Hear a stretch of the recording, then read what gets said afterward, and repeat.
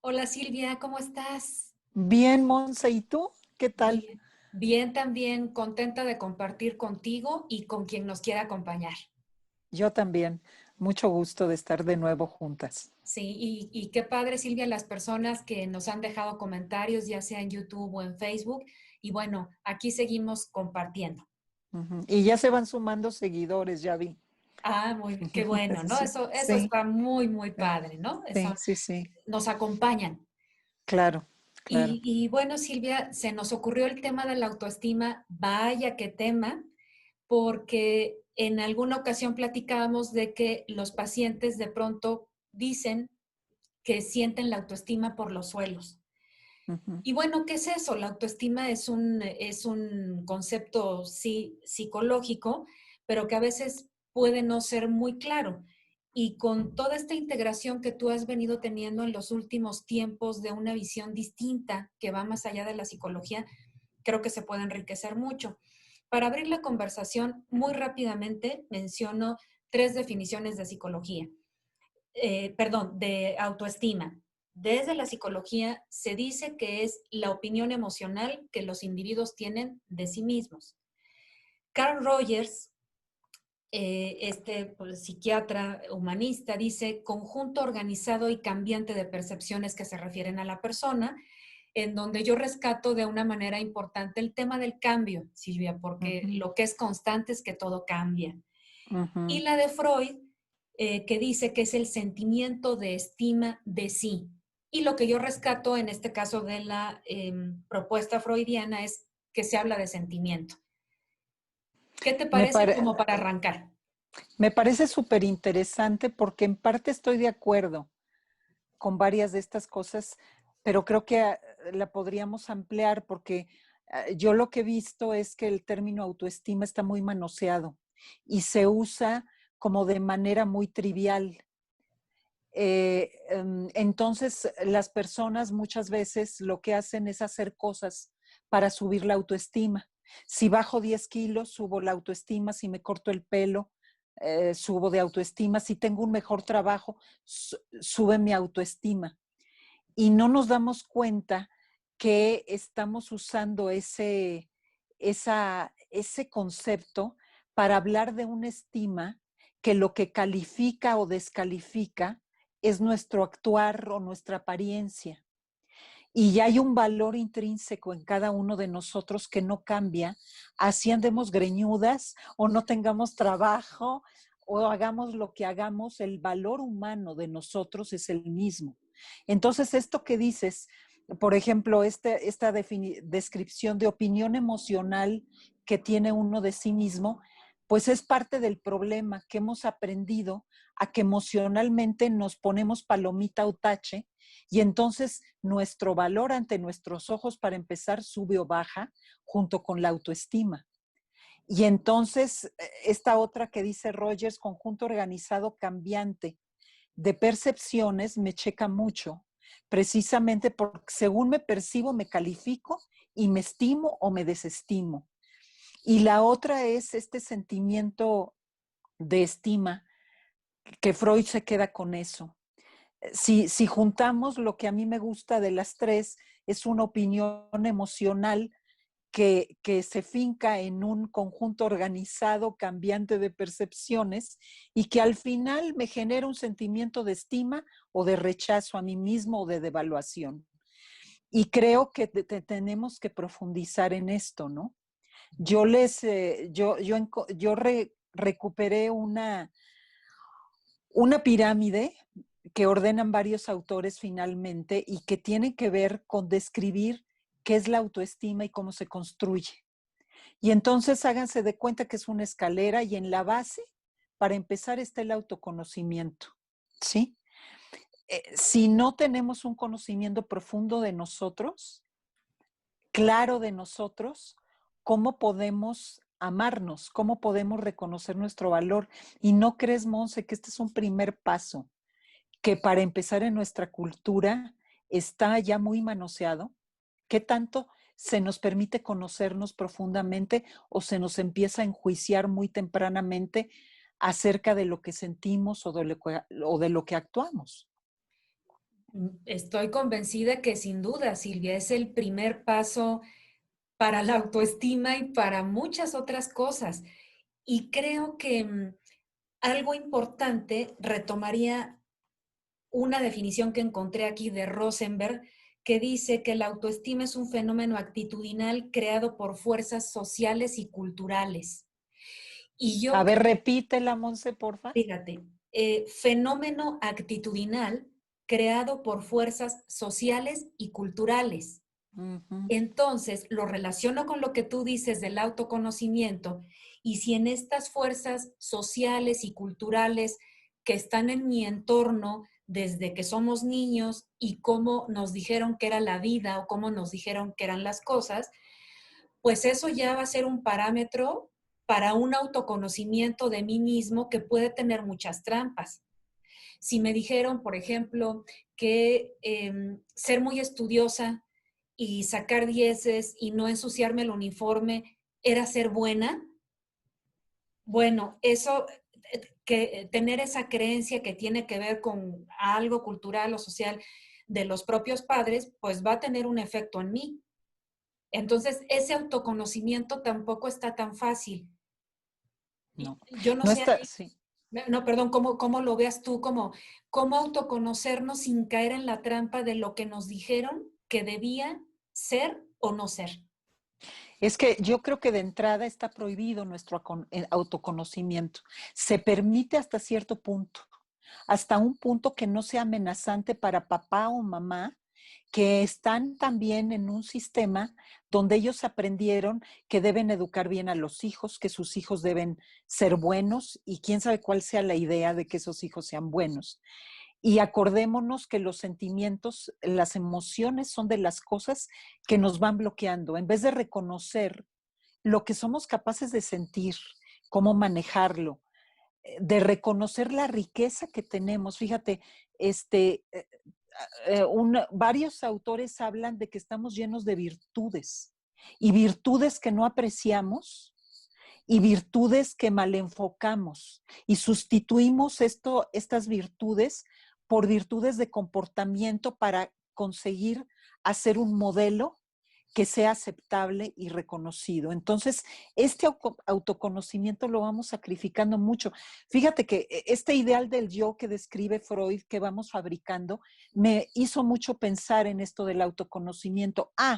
Está prohibido conocerme del todo y hay cosas malas que yo debo controlar de mí. Y entonces hay un ideal del yo que me va poniendo la sociedad y que yo tengo que perseguir toda la vida. Y ahí empezamos todavía más a no autoconocernos y a afincar nuestra autoestima en cumplir o no ese modelo. Entonces, este primer escalón nos lleva también al segundo escalón, que sería el autoconcepto. A partir de ahí, ¿qué concepto establezco de mí misma? Y como comentábamos antes de iniciar este video, Silvia, coincidimos cada una por nuestra parte en esta propuesta de etapas de lo que es la autoestima, donde, como ya bien mencionaste, empezamos con el autoconocimiento. El siguiente escalón, en efecto, es el autoconcepto, que alude a la serie de creencias que se tienen o que tenemos de nosotros mismos, que de alguna manera también ya lo abordaste, y con el siguiente que también se relaciona, que es la autoevaluación. Y creo que aquí lo que yo rescataría de la autoevaluación es como darle un enfoque en el sentido de poder tener presente o identificar aquellas cosas o eventos que me permiten crecer y fluir y estar mejor conmigo mismo, y aquellos que impiden mi crecimiento o que fluya o que me atoro. Creo que esa sería una manera de entender quizá este escalón de la autoevaluación, más allá de poder caer en la tentación de ponernos, ya sabes, las clásicas etiquetas de bueno o malo. Sí, yo en el autoconcepto retomaría que ya cuando estamos formando el autoconcepto es porque ya estamos formando nuestra autoimagen. Ujú. Y esta autoimagen puede estar basada pues en muchas creencias falsas y ya sentir que somos una imagen inadecuada, que nuestro autoconcepto es ya inadecuado. Y entonces la autoevaluación va a ser obviamente muy negativa. Y aquí yo creo que es muy importante darnos cuenta que lo que se nos está impidiendo es que nos descubramos realmente qué es ser humano. Fíjate que María Zambrano dice que la labor de una madre es enseñarle a su hijo, a su hija, qué es un ser humano y qué es ser humano. ¿Qué es ser humano? ¿En qué consiste? Y que se descubras qué clase o qué ser humano es él, qué dones tiene, qué capacidades, cómo es su pensamiento. Yo me peleo un poco con este concepto de ir creciendo, que nos dejen evolucionar y crecer. Yo más bien siento que nos permitan descubrirnos cada día, porque en ese crecer está otra vez este truco de tienes que crecer de determinada manera. Ah, ya tienes la habilidad de verbalizar, pues entonces tienes que hablar de esta manera. No, el solo hecho de verbalizar es un gran milagro. ¿Qué quieres tú verbalizar? Sí. Tal vez si resignificamos esto de crecer con poder reconocerme más y estar más en contacto con nosotros mismos, ahí ya le estaríamos dando un valor diferente a esto, ¿no? Me parece, Silvia. Sí, porque caemos en estar buscando una autoridad que nos diga qué es lo adecuado, Ujú. ¿no? Y bueno, de ahí, fíjate, el siguiente escalón es la autoaceptación. Y bueno, aquí un poco en la propuesta dice admitir y reconocer todas las partes del sí mismo. Ujú. ¿Cómo lo ves tú? Pues lo veo justamente que la autoaceptación tendría que venir de un conocimiento mucho más amplio y profundo. Creo que ya en la autoaceptación es donde nos peleamos todos toda la vida. Por eso andamos buscando que alguien nos reconozca afuera. Hay autores que dicen, es que hay una mitad de nosotros que la negamos y andamos buscando esa mitad en la mirada ajena o en los hechos que voy a hacer, o sí como en las hazañas o en las conquistas de la vida. Y entonces ahí hay un esfuerzo por aceptarme a mí mismo a través de eso. Y tendríamos que regresar, ¿y quién soy yo realmente? ¿Qué tanto acepto mis deseos? Para empezar, ¿qué tanto los reconozco? Si nos regresamos al primer escalón de qué tanto me conozco, qué concepto tengo de mí, cómo me evalúo, qué tan severo o severa soy y finalmente qué tanto me acepto con todo. Ujú. Y a partir de eso, Silvia, que me gusta porque lo vas hilando, Ujú, el siguiente escalón tiene que ver con el autorrespeto, que me parece que el describirle en principio como que significa atender y satisfacer mis necesidades, me parece muy importante, porque es como escuchar lo que necesito, o sea, desde este primer paso que es el autoconocimiento, escuchar qué necesito y atenderlo yo, no estar esperando a que venga de afuera, ujú. que a veces eso sucede. Sí, y además siento que en ese autorrespeto necesitamos profundizar en nuestra naturaleza humana, que no respetamos comúnmente. Somos jueces de nuestro o de los otros. Y ahí nos es muy fácil enjuiciar la conducta de alguien porque nos movió el tapete a nosotros. Y no pensamos, esa persona está teniendo una experiencia que yo no conozco a profundidad. La que yo puedo conocer a profundidad es la mía. Y ahí siento que empieza el respeto. En ese asumo que yo tengo mi propia experiencia, me voy a encargar de ella y entonces ahí puedo empezar a conocerme más profundamente también. También en cada escalón puedo hacerlo, ¿no? Sí. Y bueno, cerrando precisamente con la autoestima, después de este autorrespeto, el último es justamente la autoestima. Y que dice, es el conjunto de todos los anteriores, ¿no? De alguna forma. Ujú, Entonces, ¿cómo entender la autoestima como algo más amable o más sencillo o ¿Cómo qué hacer, Silvia? Que sí creo que desde mi punto de vista es todos los días estar constantemente revisando cómo me siento, qué me significa una experiencia o una persona y desde mi punto de vista estar en mi centro. Eso es como yo lo veo. ¿Cuál es tu punto de vista? Creo que a mí me da un poco de miedo porque lo estamos haciendo claro, resumido por el tiempo, pero cada cosa de estas tiene mucha profundidad. Y a mí al final la autoestima, yo tiraría a, a la borda, por la borda, este concepto y lo cambiaría por amor a mí misma. ¿Por qué? Porque siento que la autoestima se queda como un concepto muy racionalizado y yo siento que es una experiencia profunda el amor a mí mismo. Por eso esto que dice Rogers me checa en un conjunto organizado, cambiante de percepciones. Así es. El amor a mí misma no debería de cambiar. Así yo me pierdo de sentir muchas cosas. Es decir, puede ser que yo sienta vergüenza por un acto que llevé a cabo. Y entonces me clavo en qué mal estoy, me da la culpa, pero entonces voy a hacer esto y esto para quitarme este sentimiento de minusvalía, de falta de autoestima, ¿sí?